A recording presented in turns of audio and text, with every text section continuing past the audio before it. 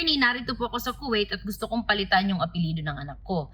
Okay, klaruhin muna natin kasi dito marami ang nalilito. Magkaiba po yung change of name at magkaiba rin po yung petition for correction of entries in the Certificate of Live Birth. Okay?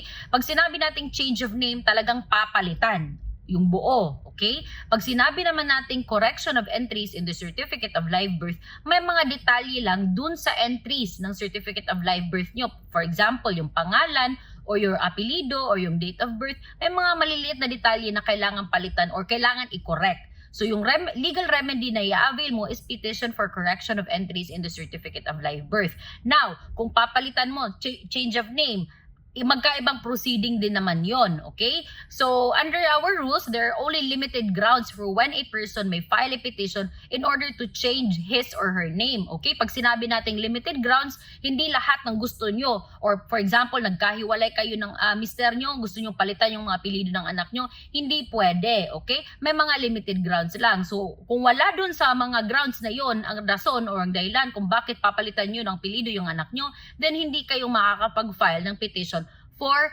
change of name. Okay, so I hope that's clear, and that's it for Let's Talk Legal with Attorney Zai.